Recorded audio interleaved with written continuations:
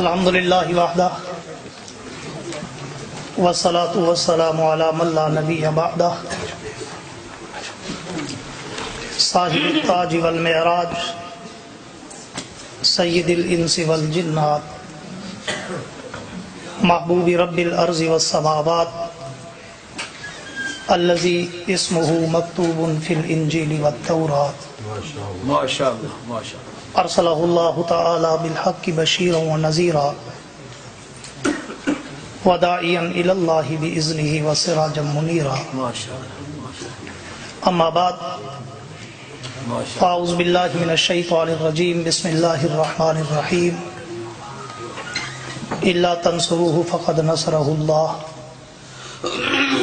اذ اخرجہ الذین کفروا ثانی اثنین اذ ہما فی الغار صدق اللہ العظیم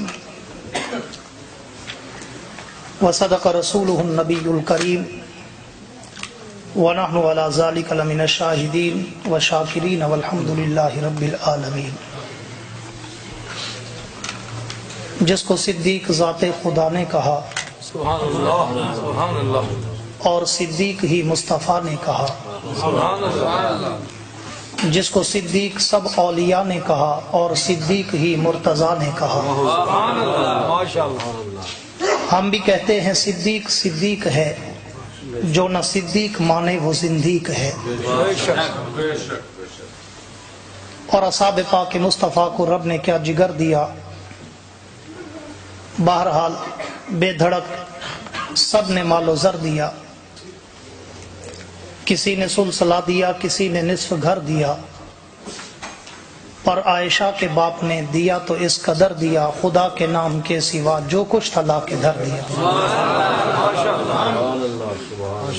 میرے انتہائی واجب الاحترام ذی قدر علماء کرام، شعراء کرام، قراء حضرات، طلباء کرام، عمائدین علاقہ، معززین شہر، حاضرین و سامعین، بزرگان دین اور نوجوان دوستو، آج 17 جون سن 2012 کو 12ویں سالانہ عظمت صحابہ کانفرنس اپنی شان و شوکت سے انعقاد پذیر ہے۔ مخدوم العلماء، ہر دل عزیز شخصیت حضرت مولانا قاری تصور الحق مدنی صاحب کی سیرت کانفرنس کے حوالہ سے جو قافلہ حق علماء دیوبند کی نمائندگی کے لیے انڈیا اور پاکستان سے یہاں آتا ہے، تو ان کی محنت و جد و جہد اور کاوش کی برکت پورے یو کے میں اللہ کی توحید، حضور کی سیرت اور صحابہ کی عظمت کے ڈنکے بجتے ہیں۔ دعا ہے کہ رب العالمین حضرت قاری صاحب کے علم و عمل، رزق و عمر میں بے بہا برکتیں عطا فرمائیں۔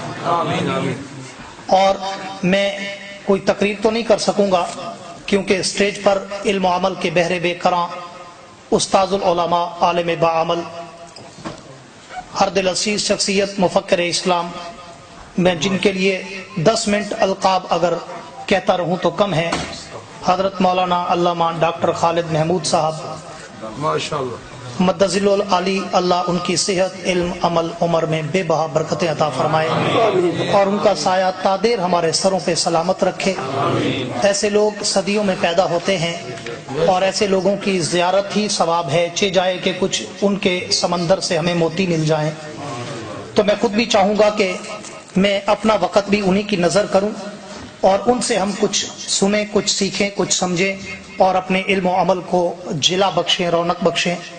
لیکن حضرت قریشی صاحب کے لمبے چوڑے تعارف اور ان کا حسن ظن نے مجھے مجبور کر دیا کہ میں 2-3 منٹ کوئی نہ کوئی بات ضرور کر جاؤں، نہیں تو میں نے ذہن میں یہ سوچا ہوا تھا کہ جب میرا اعلان ہوگا تو میں اپنا وقت حضرت کی خدمت میں پیش کر کے بات اجازت چاہوں گا۔ صرف 2-3 منٹ آپ کے لینا چاہوں گا۔ میں نے جو سیرت کانفرنس میں عنوان چھیڑا تھا اور درمیان میں چھوڑا تھا، آپ کو اکثر کو یاد ہوگا، اور میں نے کہا تھا کہ میں اب صدیق کی جھولی سے بات کو گنبد خضرا کی لوریوں تک پہنچاؤں گا۔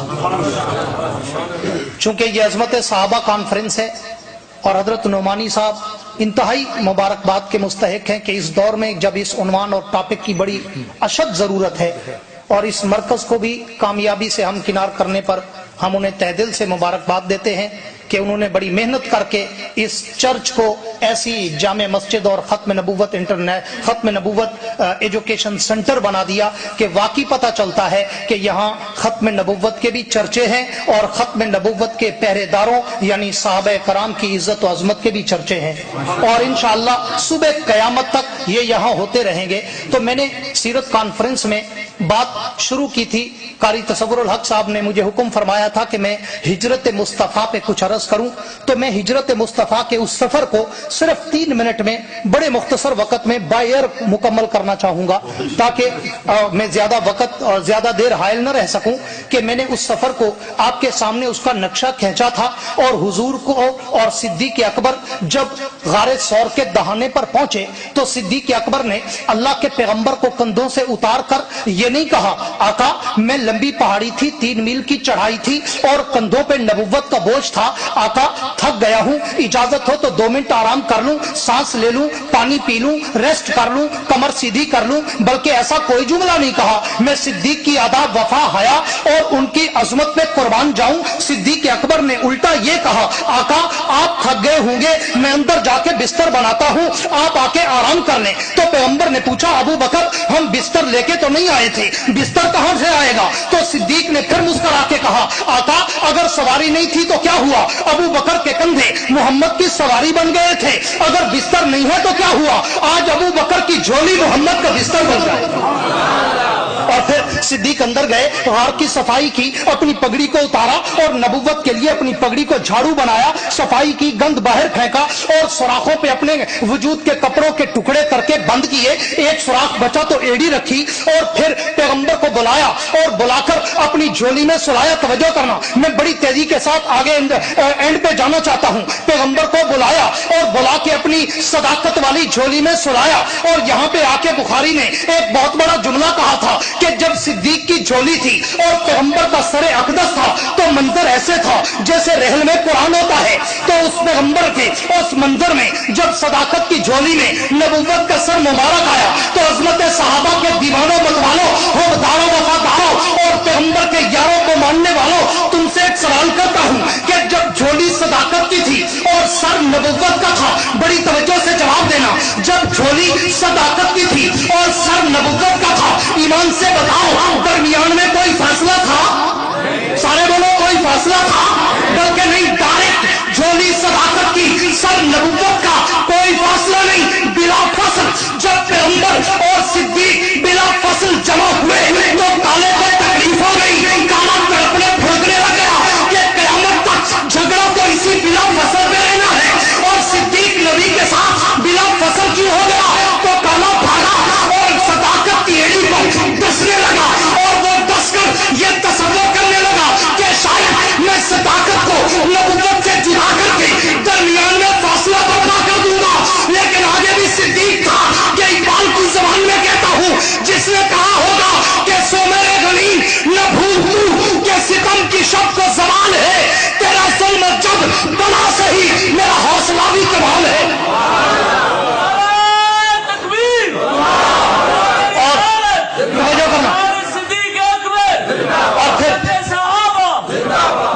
वो काला डसता रहा, अबू बकर हंसता रहा। कुछ जाहिल कहते हैं, तबर्राबाज मलंग धुएंदार कहता है कि अबू बकर रोया था। मैं क्या करता था, अबू बकर न रोया था, न रोने वाला था, न रोने आया था। आखिरी जुमला कह के बात खत्म कर रहा हूं। अबू बकर न रोने वाला था, न रोया था, न रोने आया था। अबू बकर तो रुलाने आया था। आले दिल को मेरी बात टच करेगी कि अबू बकर न रोया था, न रोने वाला था, न रोने आया था। अबू बकर तो रुलाने आया था। उस मलंग को अबू बकर ने ऐसा रुलाया कि उस दिन से लेके आज तक रो रहा है कि अबू बकर बिला फसल क्यों हो गया। तो वो डसता रहा, अबू बकर हंसता रहा और फिर सिद्दीक अकबर ने अपना पांव हटाया। सारे बोलो हटाया।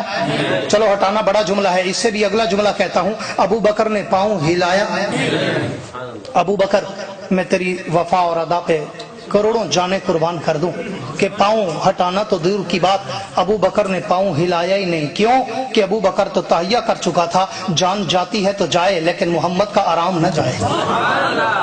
और फिर हुजूर जागे, पूछा अबू बकर क्या हुआ?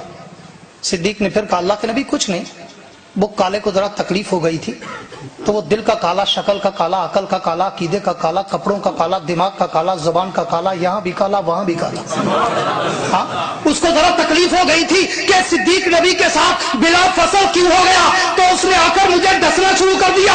बर्मिंगम वाला आखिरी जुमला दे के बात खत्म करने लगा हूँ कि उसने मुझे डसना शुरू कर दिया।